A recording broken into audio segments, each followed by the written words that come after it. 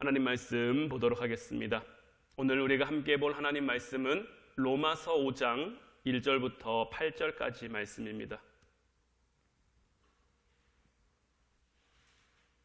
로마서 5장 1절부터 8절까지 말씀 제가 여러분들에게 봉독해 드리도록 하겠습니다. 그러므로 우리가 믿음으로 의롭다 하심을 받았으니 우리 주 예수 그리스도로 말미암아 하나님과 화평을 누리자. 또한 그로 말미암아 우리가 믿음으로 서 있는 이 은혜에 들어감을 얻었으며 하나님의 영광을 바라고 즐거워하느니라. 다만 이뿐 아니라 우리가 환난 중에도 즐거워하나니 이는 환난은 인내를, 인내는 연단을, 연단은 소망을 이루는 줄 알미로다. 소망이 우리를 부끄럽게 하지 아니함은 우리에게 주신 성령으로 말미암아 하나님의 사랑이 우리 마음에 부은 바 됨이니 우리가 아직 연약할 때에 기약대로 그리스도께서 경건하지 않은 자를 위하여 죽으셨도다. 의인을 위하여 죽는 자가 쉽지 않고 선인을 위하여 용감히 죽는 자가 혹 있거니와 우리가 아직 죄인 되었을 때에 그리스도께서 우리를 위하여 죽으심으로 하나님께서 우리에 대한 자기의 사랑을 확증하셨느니라. 아멘.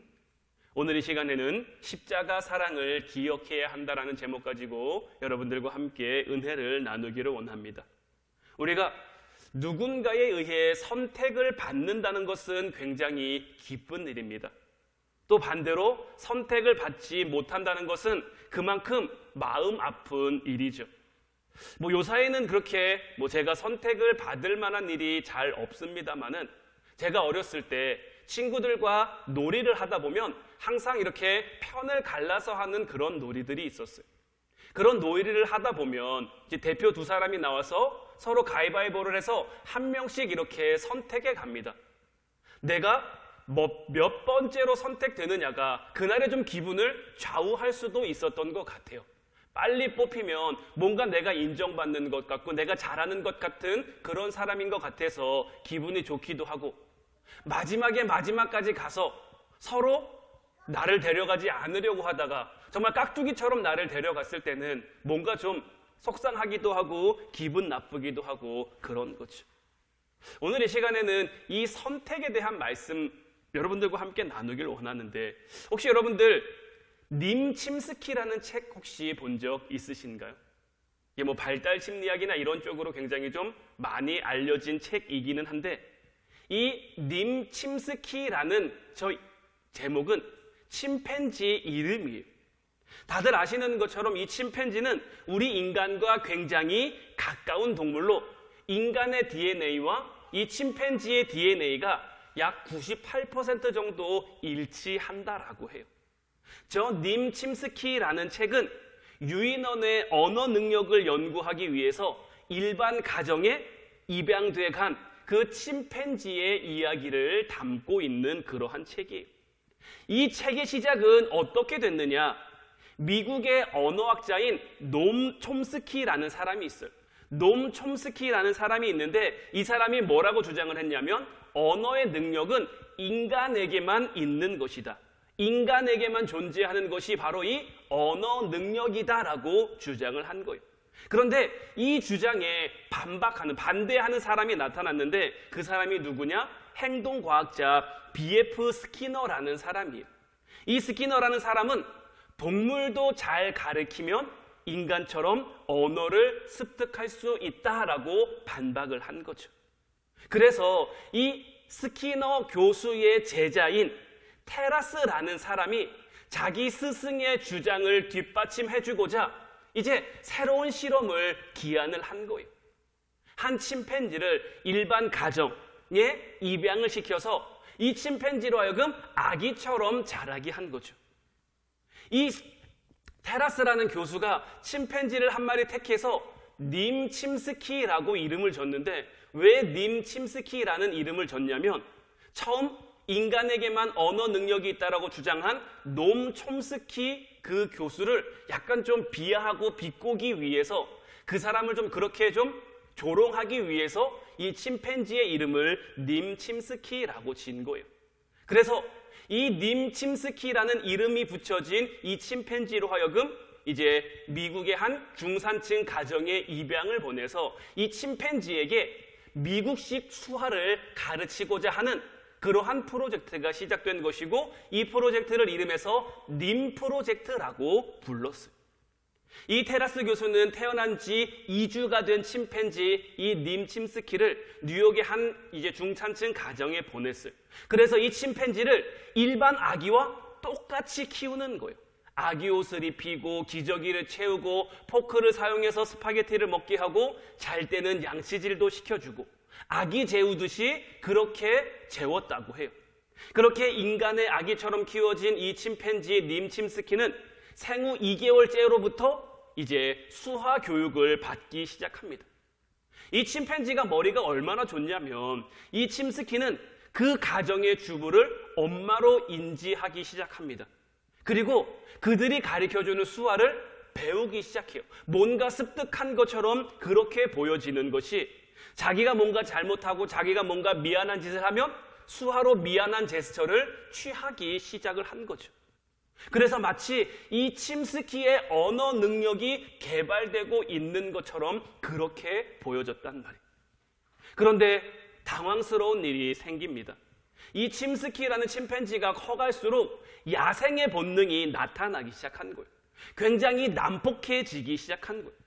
결국 이 침스키를 맡아서 기르던 그 가정집에서 우리는 더 이상 못하겠습니다 라고 두 손 두 발 다 들게 되고 침스키는 3살이 되던 해 그동안 좀 정들어 살던 그 가정집에서 떠날 수밖에 없게 됐어요. 이후에 이 님 프로젝트는 컬럼비아 대학 소유의 한 별장에서 계속 진행이 됩니다. 지금 저 사진에도 나와 있지만 저렇게 사람 옷을 입히게 하고 굉장히 사랑을 많이 주고 굉장히 많이 좀 이렇게 정성스럽게 어떻게 해서든지 좀 사람처럼 배워서 사람처럼 습득해서 사람처럼 살 수 있게 만들어 보고자 굉장히 많이 공을 들인 거죠. 그런데 이곳에서도 이 침스키의 야생성은 좋아지지 않습니다. 이곳에서도 침스키의 이 야생성이 더 심해져서 한 번은 저 연구원의 얼굴을 쥐어 뜯은 적이 있어요. 이 같은 상황에서 뭔가 진전이 되지 않으니까 이 프로젝트를 지원하던 사람들이 더 이상 연구비를 지원할 수 없겠다라고 말하고 연구비 확보가 어려워져서 1977년에 이 님 프로젝트는 중단을 맞게 됩니다. 이 님 프로젝트를 진두지휘했던 이 테라스 교수는 이후에 이런 결론을 내립니다. 침스키는 언어를 배운 것이 아니라 단지 조련사의 행동을 흉내낸 것뿐이다. 그러니까 미안한 제스처를 취하고 사람처럼 먹고 사람처럼 한 것이 이게 내가 뭔가 인간다운 지성과 이성이 생겨서가 아니라 그냥 그에게 가르쳐주는 사람이 그렇게 하니까 그냥 나도 그렇게 흉내내서 했다라는 거죠. 그러면서 언어는 인간 종을 규정하는 결정적인 특징이다라고 이야기를 하는 거예요.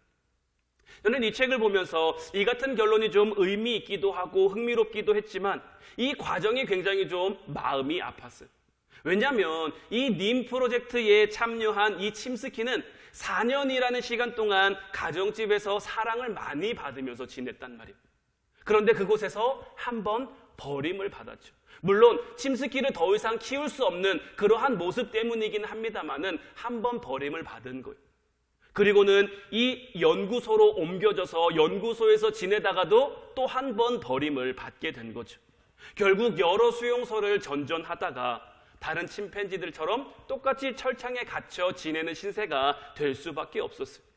그런데 여기서 한 가지 놀라운 것은 뭐냐면 그때부터 이 침스키의 눈빛이 완전히 달라졌다라는 거예요.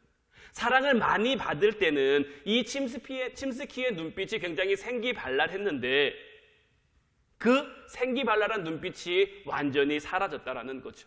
그리고 더 가슴 아프게 했던 것은 뭐냐면 꼭 자기가 뭔가를 아는 것처럼 그 가정집에서 지냈을 때 찍은 그 가족 사진들, 그곳에서 주인이 읽어줬던 그 동화책들을 굉장히 소중하게 여기는 듯한 그런 모습을 보였다라는 거죠. 보통의 침팬지는 약 50년 정도를 산다고 합니다. 그에 반해 이 침스키는 27년밖에 살지 못하고 죽었어요.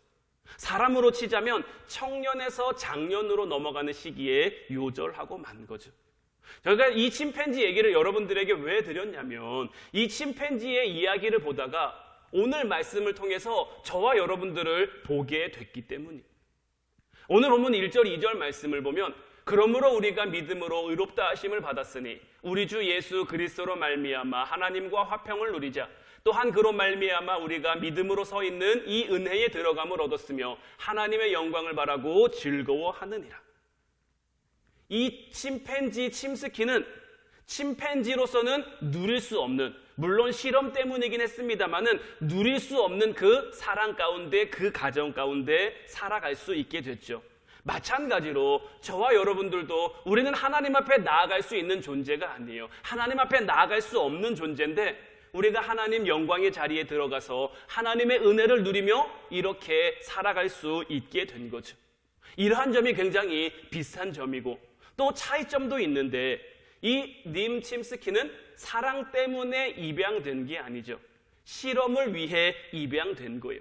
사람들이 자기들의 필요에 따라서 실험을 목적으로 이 침스키를 한 가정집으로 입양을 보낸 거죠. 그렇게 보니까 이 침스키가 야생성을 드러내서 더 이상 그들의 목적에 부합하지 않게 되니까 그냥 가감없이 그를 버리고 마는 거예요. 그러나 우리 하나님은 어떻습니까? 우리 하나님께서는 우리를 어딘가에 써먹기 위해 부르신 게 아니죠. 무슨 실험을 하기 위해서 어떤 목적을 가지고 우리를 받아주신 것이 아니에요.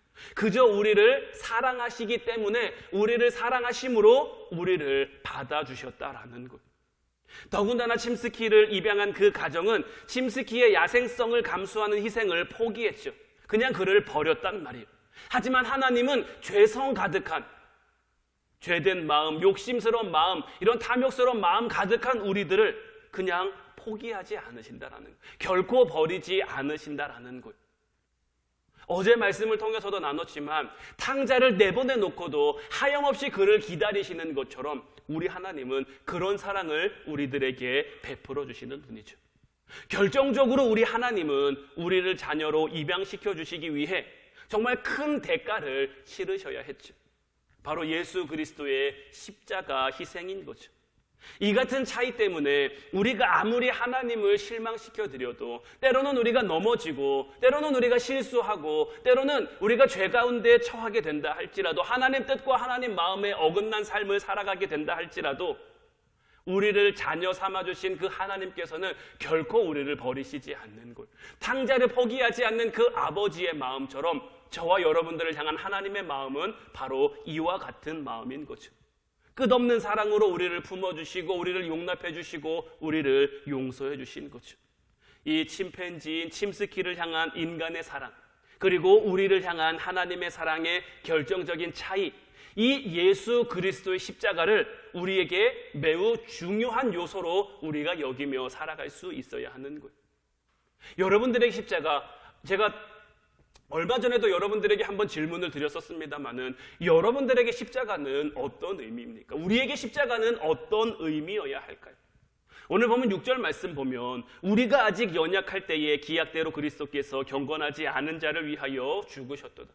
이것이 우리 신앙생활의 핵심이 되어야 하는 거예요. 우리가 아직 연약했지만, 우리가 아직 죄인 됐지만, 우리가 아직 부족했지만 하나님, 주님께서, 예수님께서 우리를 위해 죽으셨다라는 거예요. 우리는 우리의 노력, 우리의 자격, 우리의 공로로 하나님 영광의 자리에 들어가게 된 게 아니에요. 침팬지에 불과한 님 침스키가 뉴욕 가정에 입양돼서 인간 대접을 받고 살았다는 것을 생각하면 딱 맞는 그런 비유가 되는 거죠. 우리는 하나님의 영광에 도무지 어울릴 수 있는 그런 사람들이 아니에요. 무한한 하나님의 사랑으로 감히 그 자리에 우리가 들어갈 수 있게 된 건데 우리는 이 십자가를 어떻게 여기며 살아갈 수 있다라는 거죠.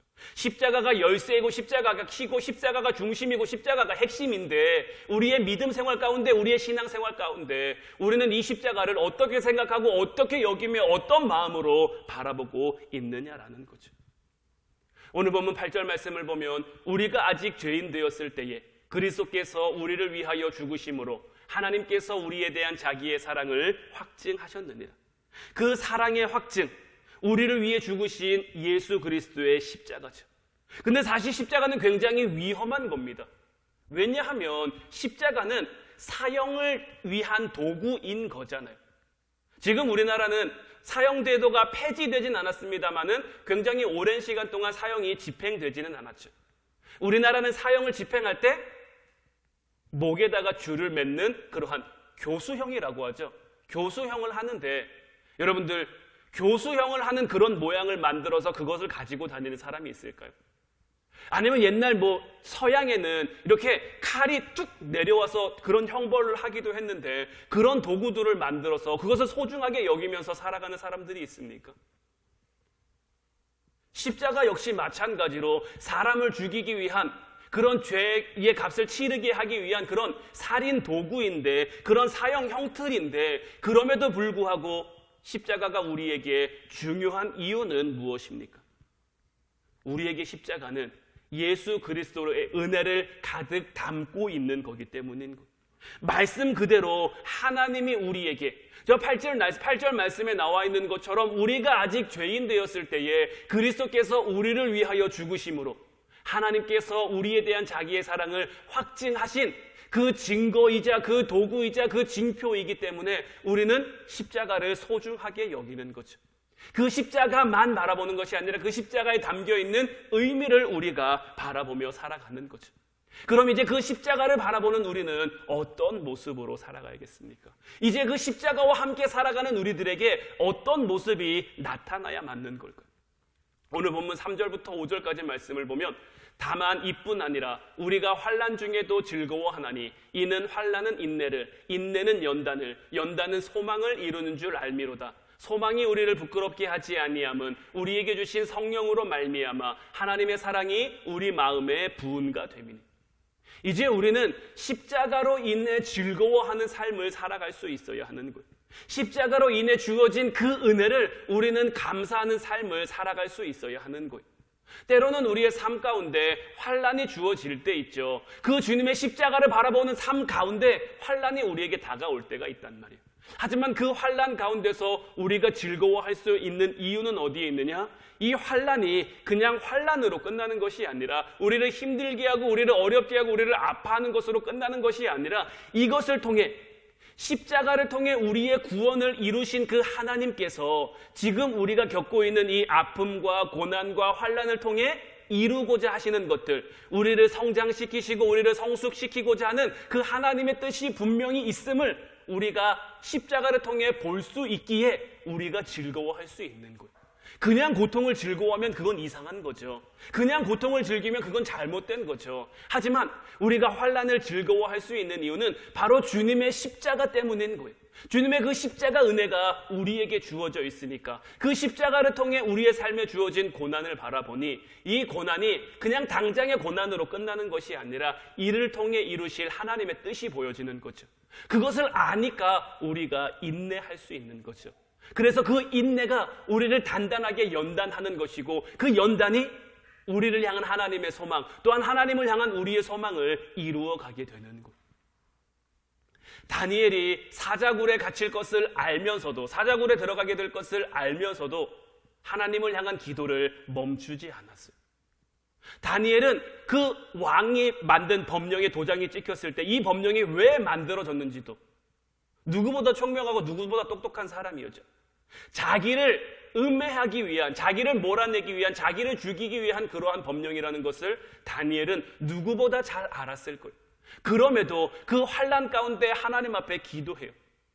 다니엘은 하나님 앞에 뭐라고 기도했을까요? 다니엘은 하나님 앞에 그 상황 가운데 뭐라고 기도했을까요? 하나님 앞에 징징징징 하면서 잉잉잉 하면서 나 좀 살려주세요, 나 좀 구해주세요 이렇게 기도했을까요? 물론 그런 기도의 내용이 담겨 있을지는 모르겠습니다만은 그렇다고 다니엘이 막 그렇게 하나님 앞에 막 징징대는 기도를 하지 않았을 거라고 여겼죠. 그냥 소망을 가지고 하나님이 자기의 삶을 어떻게 이끌어 가시든지 어떻게 인도하시든지. 왜냐하면 다니엘도 그 나이에 오기까지 그렇게 성장하기까지 하나님의 은혜를 많이 경험했잖아요.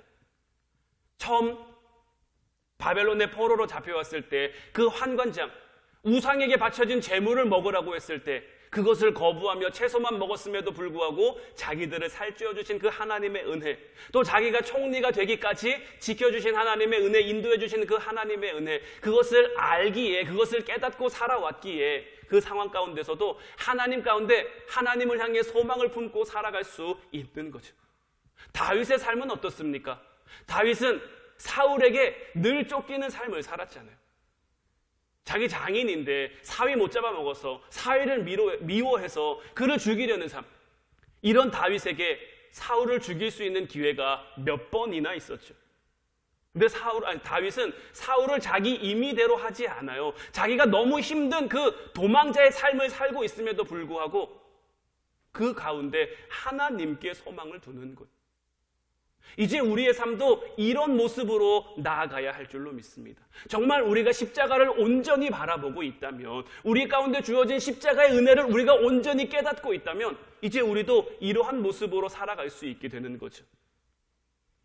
여호와는 나의 목자시니 내게 부족함이 없으리로다. 다윗이 고백했던 것처럼 저와 여러분들도 고백하면서 주님이 이끄시는 곳을 향해, 그곳이 푸른 풀밭이나 쉴만한 물가면 감사하는 마음으로 나아가면 되는 것이고요, 그곳이 때로는 사망의 음침한 골짜기라면 하나님이 이 골짜기를 통해 우리를 어디로 인도하시려 합니까? 우리를 어디로 보내려 하십니까?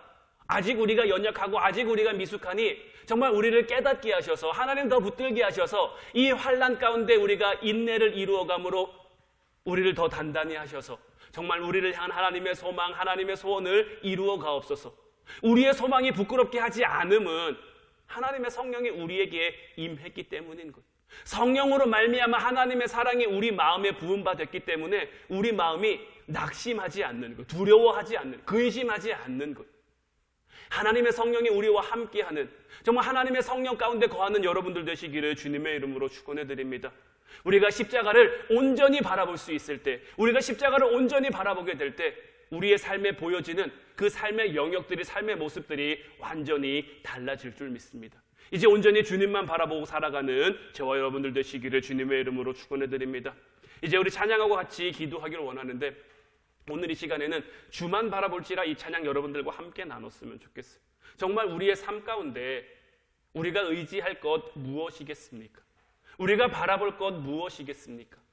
주님 바라보며, 주님의 그 십자가 바라보며 그 은혜 누리며 그 은혜 가운데 나아가 살아가는 저와 여러분들 되시길 바랍니다. 우리 찬양하고 함께 기도하겠습니다.